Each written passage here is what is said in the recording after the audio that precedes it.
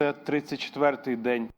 Dear ladies and gentlemen, this is the 9th year of the war and the 34th day of the Russian Federation aggression against Ukraine. I'm Andriy Shevchenko, and on behalf of the Ukraine Media Center team, I'm welcoming all the journalists who are online and who are offline with us. Thank you for sharing the information about our battle for freedom with the world. And the topic of this briefing is going to be the Crimea.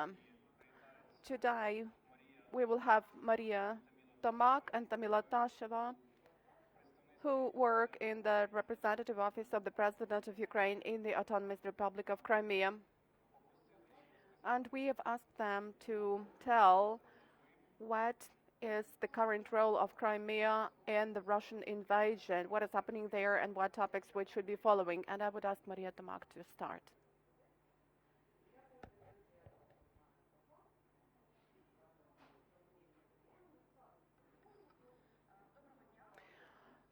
Good afternoon. I'm Maria Tomak. I'm the head of the Service for the Support of the Crimean Platform in the Representative Office of the President of Ukraine in the Autonomous Republic of Crimea. And I was preparing my speech in English, so we are ready to answer the questions in English, but I will have my speech in Ukrainian. Well, you can choose any language because we have simultaneous interpretation that allows everyone to hear the speech in both languages. Okay, so if there are any problems with understanding, I will repeat in English. So let me start with why the Crimea is so much important now. In our communication, we feel that it's not always clear why the Crimea is now important. That's because the basic combat theater is in the mainland Ukraine, and that needs additional clarifications. The war didn't start on the 24th of February this year, but at the end of February 2014. The war started with the occupation of the Crimea, and until the Crimea is deoccupied, the war will not be over. Also, it's very important to be sending signals to our citizens saying in the Crimea that they are not abandoned, that we are taking care of them, which is one of our main functions, and what we are following the situation in the Crimea, in particular in the context of supporting our citizens to the extent it is possible.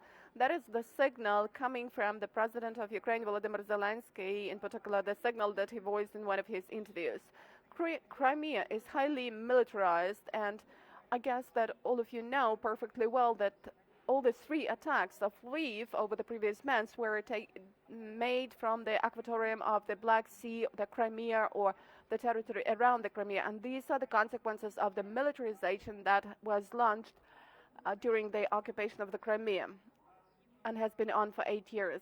And we should remind you that according to the sociological group rating survey, which was held in March this year, the overwhelming majority of the Ukrainian citizens do consider that Ukraine needs to use the occasion of this new attack of the Russian Federation in order to regain control over the occupied Crimea and occupied areas of the Donetsk and Luhansk regions. As far as the Crimea is concerned, the figure is 80%. People are not ready to abandon the Crimea. Vice versa, they consider this occasion to be rather important for regaining control over the Crimea. Our institution, the mission of the President of Ukraine in the Autonomous Republic of Crimea, after the deoccupation of the Crimea, will get back to Simferopol. Now our offices are in Kyiv, Kherson. After the 24th of February, we had to terminate the activity of our offices, and it was yesterday that our office in Kherson was destroyed. This was expected, but not pleasant, and now we are trying to perform our duties from other cities of Ukraine. In particular, me and my colleague Tamila Tasheva, who is Deputy Representative of the President of Ukraine in the Autonomous Republic of Crimea, are staying in Lviv and try to monitor the situation in the Crimea and to help our citizens to the extent it is possible. It used to be not easy, and now the situation has been aggravated. So what is happening in the Crimea? Let me tell you about a couple of things in the context of the military actions.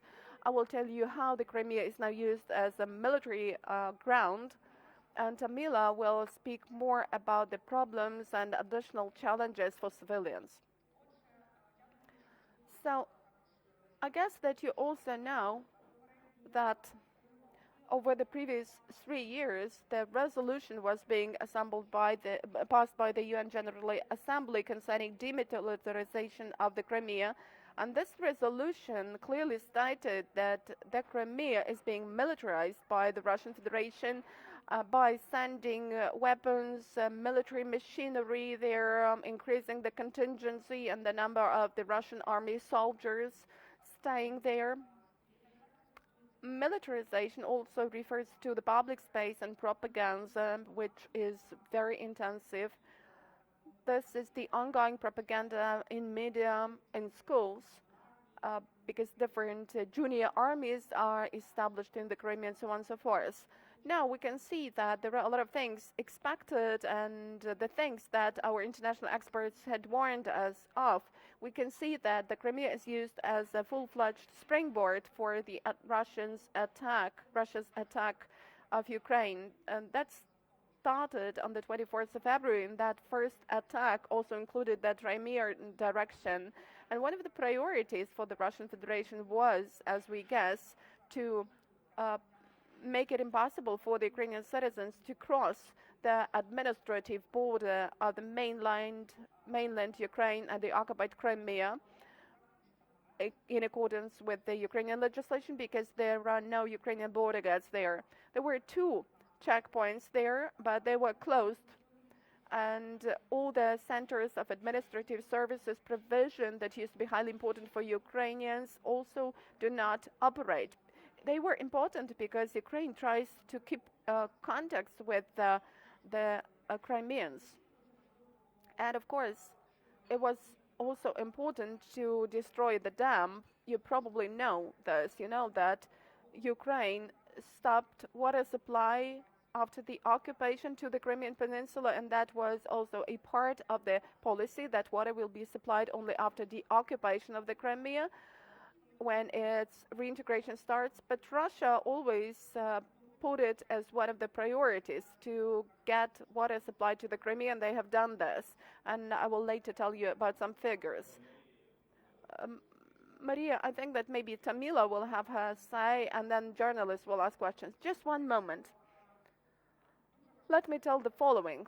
It's really important that now the citizens of Ukraine who were mobilized to the Russian army illegally are being used as live force, as cannon fodder in the fight against their own nation and their own people. Therefore, now one of our priorities is to clarify how they can avoid being mobilized in this army now when Russia is having such an intense war against Ukraine. And one of the key messages for us is that if we speak about conscription, the citizens of Ukraine in the Crimeans are the victims of the crime, because this is a war crime.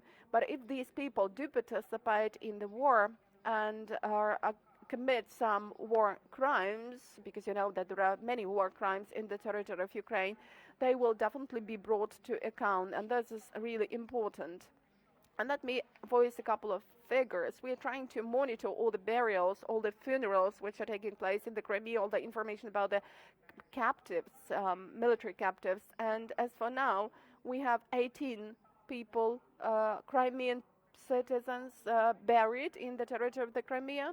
And as far as captives are concerned, captives taken by the Ukrainian army, the figure is 15 Crimeans, and majorly these are Ukrainian citizens, the people who used to live in the Crimea before the occupation of the Crimea.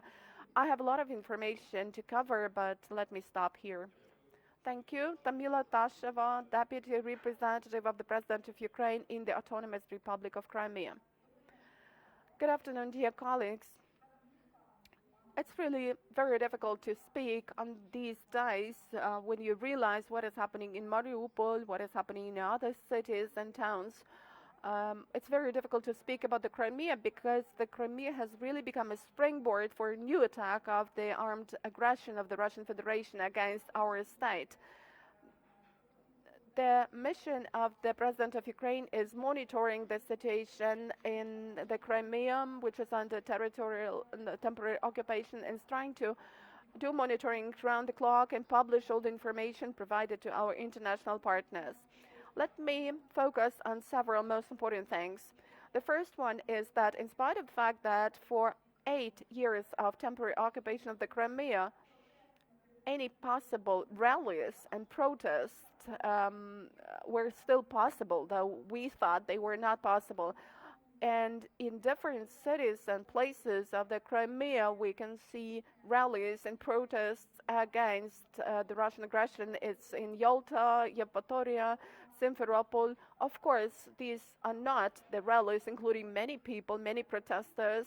People are detained, or some administrative arrests are imposed on them, or administrative fines amounting to 30,000 rubles, which is quite a lot. It seems to me it's about 9 or 10,000 Ukrainian hryvnias.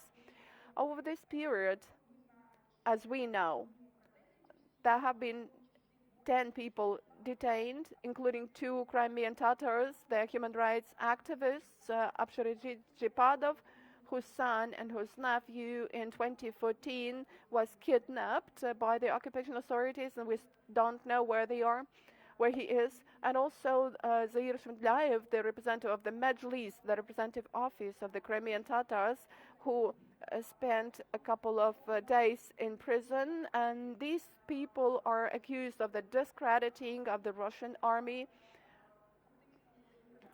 And Zair Shmedlayev has been accused just because of posting a comment in Facebook.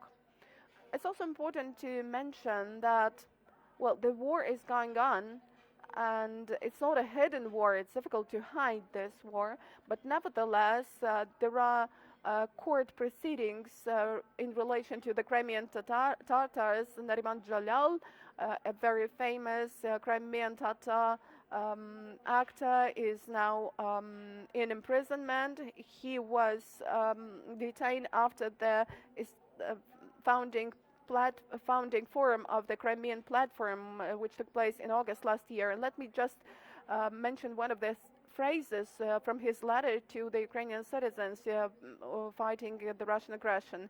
I, as any patriot of Ukraine, staying in the Kremlin in imprisonment, I'm proud of you. I'm praying for you. Let your hands carry the weapons and protect the country, and let the souls of those who have been perished protect you. That is the message from the Crimean pretrial detention facility. And it's important to mention that political prisoners of the Kremlin, even staying in prison, keep sending messages to the Ukrainian citizens and to our political and military authorities. And here is the third point I would like to mention, because it's also very important. This is deterioration of the economic situation. It should be mentioned that in the Crimea, the economic situation in general has been rather bad over the recent 8 years because of different economic sanctions valid in the territory of the peninsula. But now what we know from open and closed sources, because we've got messages coming to the mission of the President of Ukraine, so we know that the prices in the Crimea may rise by 65%. That's what I can claim on the basis of the documents which we don't publish but which we have obtained. For example, the price of sugar has increased by 35%, rice 12%, oil 12%, bread 18%. Besides that, suppliers keep communicated with occupational administrations trying to explain that because of subjective reasons they cannot keep the prices rigid at the level before the war, but they are forced to do this, and this is done rather artificially. It's also important to mention about the so-called humanitarian corridors arranged by the Russian Federation by actually kidnapping our people from Mariupol. Mostly Ukrainian citizens are trying to leave Kherson region and Berdyansk because from the territory of the mainland Ukraine it's not possible to do this. We know that the area of Kherson region is under temporary occupation, so people try to go to the Crimea where they are taken their passports are taken away. There they undergo compulsory registration and get a certificate about a shelter search, and it's important to mention that we have a document according to which the Russian Federation has set different quotas for different regions of the Russian Federation as to how many people can be hosted by this or that region of Russia. So the quota for the Crimea is already full, and we, as the mission of the President of Ukraine, have claimed many a time that you should try to leave the territory of the Crimea via some third countries, and not going to Siberia, Ural, which are in the Russian Federation, because under those documents, the people coming from the Ukrainian territory, because they were forced to do this, or because they were deported, like from Mariupol, will further be sent to some remote areas of the Russian Federation. And I guess that here is another point I would like to mention. When these people come to the Crimea, that they still resist. And in Jankoy, our deported citizens arrange a rally with the slogans, "Let us go, glory to Ukraine." This means that our Ukrainian citizens realize where they have been sent to.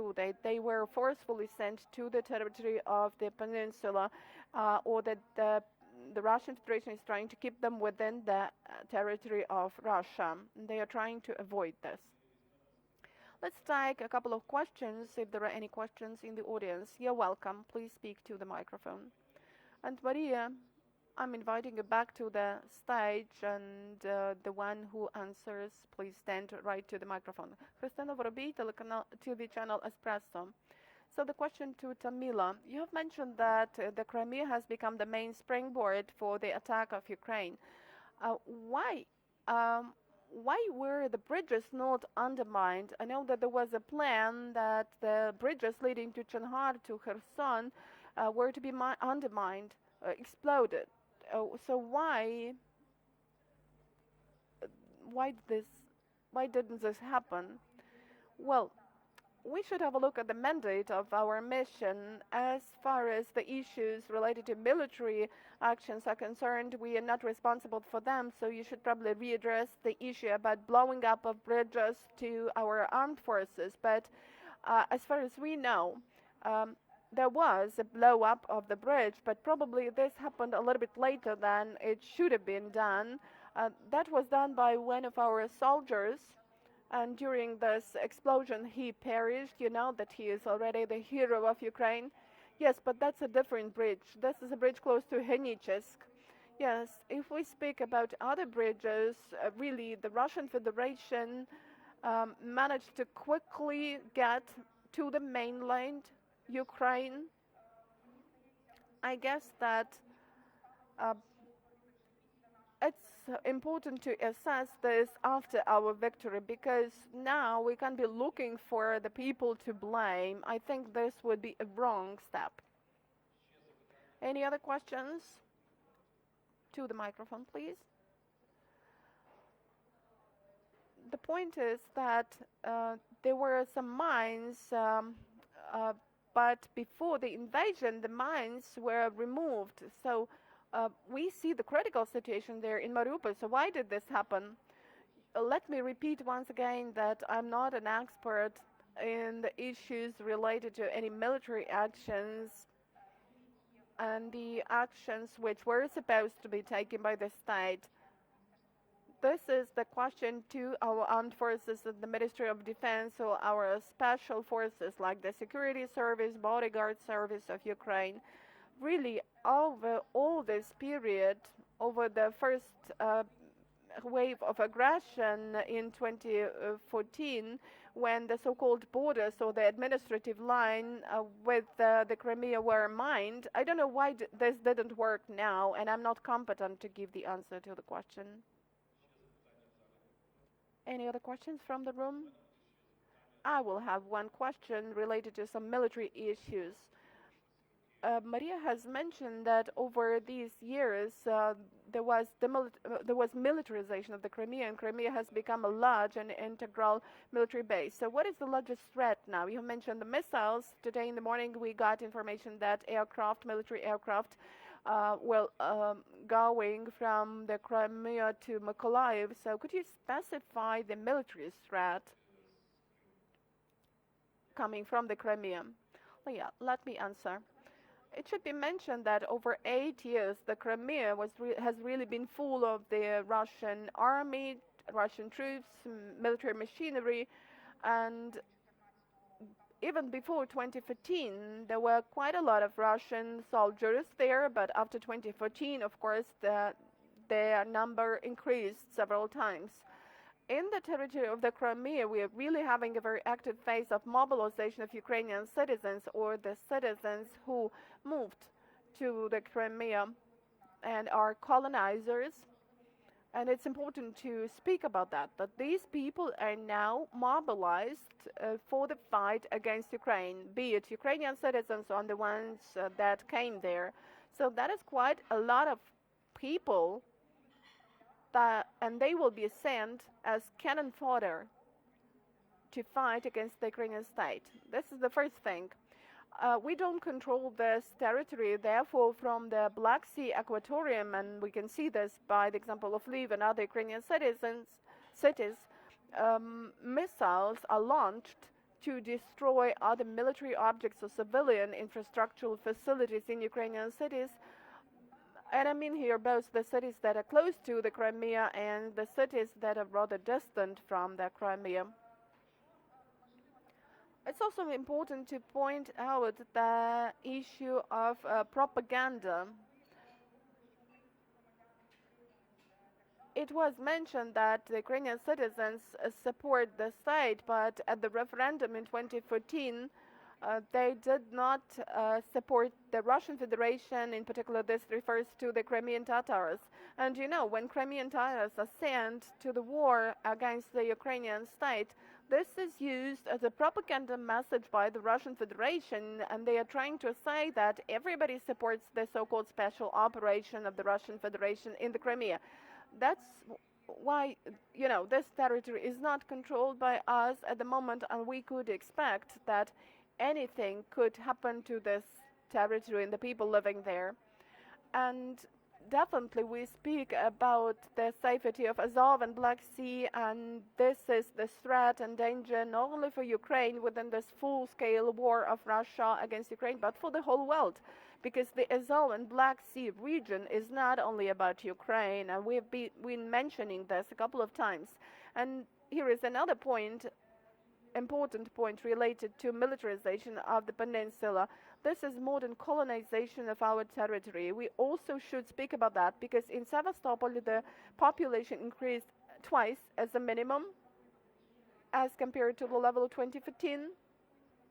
As far as the population in the Crimea in general is concerned, it's about 500,000 people who have come there to colonize our territory.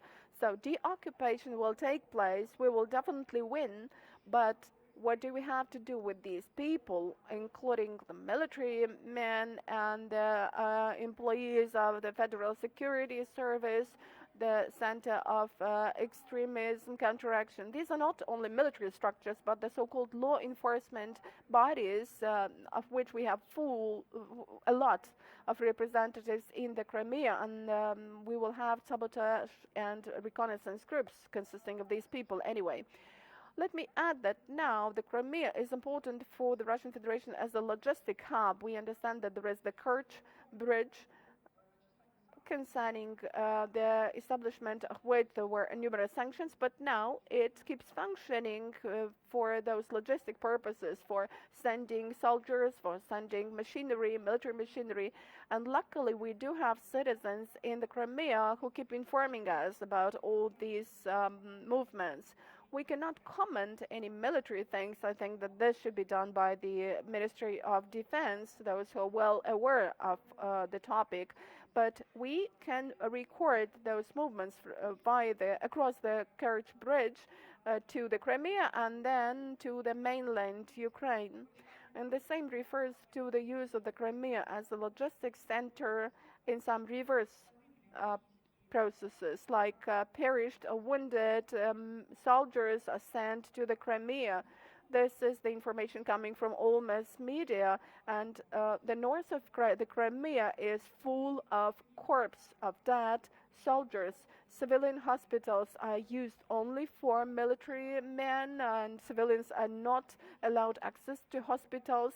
And of course, this refers not only to the military men of Crimean origin, that refers to a lot of people. We have got a list, not unverified yet, from one of their groups in social media. This is a list of people who are the citizens of Russia, from Dagestan, most probably, at least a lot of them, and they are under medical treatment in one of Crimean hospitals. So we understand that the Crimea is now used to somehow maintain military men of the whole Russian army. And let me add for foreign journalists concerning the establishment of the military infrastructure in the Crimea. I used to be the ambassador of Ukraine to Canada, and we conveyed the message, the information to our NATO partners about the fact that in the occupied Crimea, Russia has launched their infrastructure, military infrastructure for missile launching, for other military movements, and there was information about possible location of nuclear weapons there. So we warned our partners, and we said that the geography allows to use the Crimea for aviation and missile attacks, not only in the Azov and Black Sea, but in the eastern part of the Mediterranean and in the Balkans. So I guess that militarized Crimea is a real threat, huge threat for a much wider region than just Ukraine. Yes, and if we have a look at the map, you will see that, for example, the distance to Varna is much closer, much shorter than to Lviv, twice shorter. And you may just imagine from this point of view that this is a real threat. Any other questions from the audience? I guess that we have air alarm signal, so let me have the last question to you. So today we are following the negotiations between the Ukrainian and Russian delegations in Turkey. Do you see any room for compromise as far as the status of the Crimea is concerned in the peaceful process? It's an important question, and the president has already given the answer to the question many a time, saying that there could be no compromise as far as territorial integrity of our country is concerned. That's why we are speaking about the internationally recognized borders, the borders of 1991. That's why both the Crimea and the breakaway regions of regions of Donetsk and Luhansk regions occupied in 2014 or later cannot be the matter for compromise. Thank you, Tamila Tasheva and Maria Tomak, mission of the President of Ukraine in the Crimea. So we have an air alarm signal. So I'm inviting all of you to go to the shelter as soon as possible and stay there. Keep